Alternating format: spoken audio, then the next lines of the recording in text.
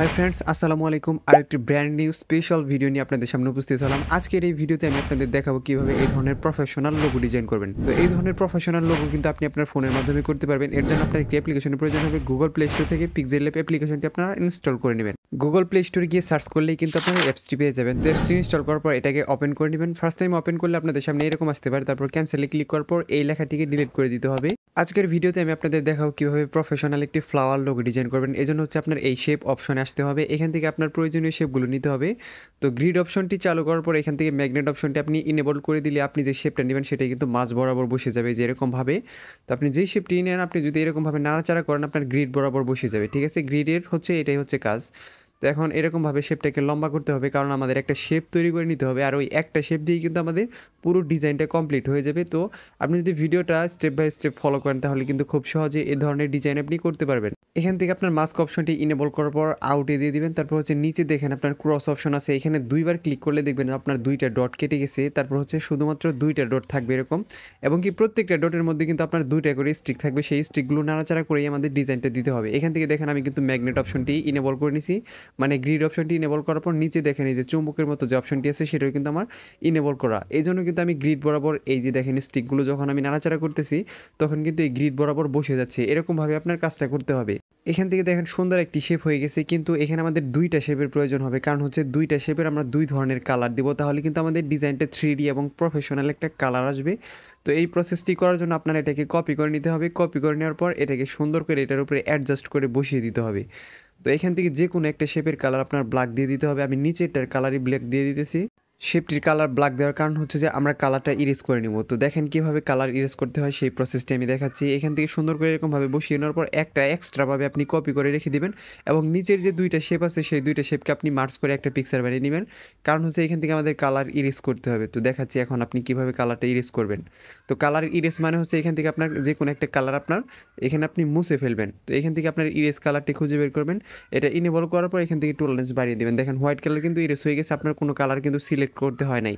এখন এই হোয়াইট শেপটাকে আবার সুন্দর করে এখানে বসিয়ে দিতে হবে। এই লেয়ারটি নিচে চলে গেছে, এটাকে আমরা উপরে নিয়ে আসবো। ভিউয়ার্স, আমি দেখাচ্ছি কোন প্রসেসে করবেন।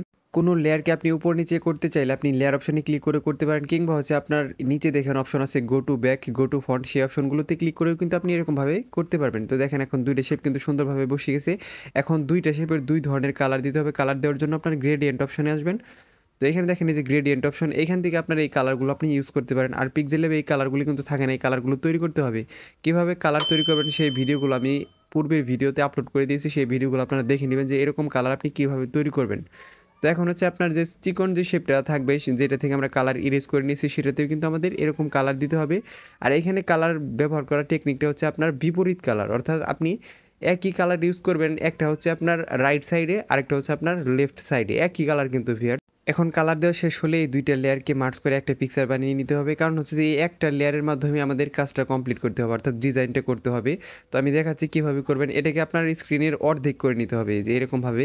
তো অর্ধেক স্ক্রিন করে নেওয়ার পর এটাকে জাস্ট আমরা কপি করে নেব। আমি দেখাচ্ছি ভালোভাবে। আপনি অর্ধেক স্ক্রিন করে নেওয়ার পর এটাকে গ্রিড বরাবর বসিয়ে দিবেন, যাতে মাঝ বরাবর বসে যায়।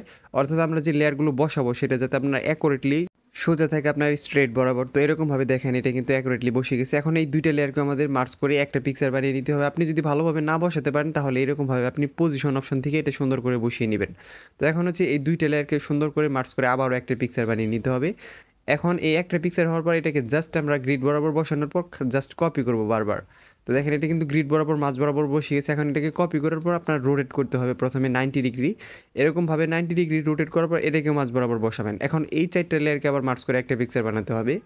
চারটা না ভিউয়ার্স, এখানে দুইটা লেয়ার আছে, কারণ প্রথমের দুইটাতে আমরা মার্চ করে একটা পিকচার বানিয়ে নিয়েছিলাম। এখান থেকে লেয়ারটিকে মার্চ করার পর এখন আবার এটাকে কপি করতে হবে। এটাকে জাস্ট আবার দুইবার কপি করলেই কিন্তু আপনাদের ডিজাইনটা কমপ্লিট করা যাবে। কিন্তু এখানে একটা প্রসেস আছে, আপনার কপি করলেই জাস্ট হবে না, এটাকে রোটেট করতে হবে। আর এই রোটেটের আপনার একটা গাণিতিক একটা হিসাব আছে, সেই হিসাবটা আপনার রোটেটে গিয়ে আপনার এটাকে 30 ডিগ্রি রোটেট করতে হবে, কারণ আমরা 3বার রোটেট করবো এটাকে। এই জন্য তিনটা লেয়ারের অর্থাৎ 30 30 30 অর্থাৎ আপনার 90 ডিগ্রি রোটেট কিন্তু হয়ে যাবে। এখানে 45 ডিগ্রি দিলে কিন্তু আপনার শেপগুলো কিন্তু অনেক ফাঁকা হয়ে যায়। এজন্য আপনার প্রথমে 90 ডিগ্রি করবেন, তারপর 60 ডিগ্রি, তারপর 30 ডিগ্রি। অর্থাৎ আপনার তিনটা লেয়ারকে যদি আপনি তিনটা পজিশন দেন, অর্থাৎ 90 3 ভাগ করেন, তাহলে কিন্তু আপনার 30 30 30 হয়ে যায়। তো এখন হচ্ছে আবারও কপি করবেন। এই কপি করার পর এটাকে এখন দিতে হবে আপনার 60 ডিগ্রি, যেহেতু আমরা একটা 30 ডিগ্রি দিয়েছি, একটা 90 ডিগ্রি দিয়েছি, মাঝখানে রয়েছে আমাদের 60 ডিগ্রি। তো আমরা এটা যদি 60 ডিগ্রি দিয়ে দিই তাহলে দেখেন একটা সুন্দর কিন্তু ফ্লাওয়ার ডিজাইন হয়ে গেল। এখন এটাকে 3D ডিজাইন দিতে হবে। 3D করার জন্য ভিউয়ার্স আপনার জাস্ট একটা অপশন ইনেবল করলেই হয়ে যাবে। তার আগে হচ্ছে এই লেয়ারগুলোকে মার্জ করে একটা পিকচার বানিয়ে নিতে হবে, তা নাহলে কিন্তু 3D ডিজাইন দেওয়ার জন্য আপনার 3বার 3টা ক্লিক করতে হবে, কারণ যেহেতু 3টা লেয়ার আছে এখানে। আর যদি মার্জ করে নেন তাহলে কিন্তু আপনি একবারেই 3D ডিজাইন দিতে পারবেন। তো আমি দেখাচ্ছি কীভাবে দিবেন। এখন হচ্ছে আপনার শ্যাডো অপশনটি ইনেবল করবেন। এটা ইনেবল করার পর এখান থেকে আপনার হচ্ছে ব্লার রেডিয়াসটা একটু কমিয়ে দিতে পারেন। এক্স পজিশনটাকে হালকা একটু মাইনাস করবেন, ওই পজিশনটাকে হালকা একটু প্লাস করে দিবেন, কিংবা হচ্ছে মাইনাস মাইনাস প্লাস প্লাস করলে কিন্তু আপনার ডিজাইনটা হবে। তো এখান থেকে দেখেন 3D ডিজাইন কিন্তু হয়ে গেছে। এখন ব্যাকগ্রাউন্ড আপনি কীভাবে তৈরি করবেন সেই প্রসেসটি দেখাচ্ছি। এই অপশনটিতে ক্লিক করার পর এখান থেকে এই যে নয়েজ যে অপশনটি আছে এটা ইনেবল করবেন। এখান থেকে এটা কমিয়ে দিবেন, এখান থেকে এটা বাড়িয়ে দিবেন, অর্থাৎ এনহ্যান্সার বাড়িয়ে দিবেন। এখন হচ্ছে ব্যাকগ্রাউন্ডে যাওয়ার পর এখান থেকে কালো কালারটি সিলেক্ট করতে হবে, একবারে ডার্ক ব্ল্যাক যে আছে সেটা না, একদম কালারের শেষের দিকে যাওয়ার পর এরকম একটা কালার পেয়ে যাবেন, তো সেই কালারটি দিয়ে দিবেন। তো দেখেন প্রফেশনাল ব্যাকগ্রাউন্ডটি কিন্তু হয়ে গেছে। এখন এটাকে শেয়ার করতে হবে। শেয়ার করার আগে এটাকে মাঝ বরাবর বসিয়ে নেবেন।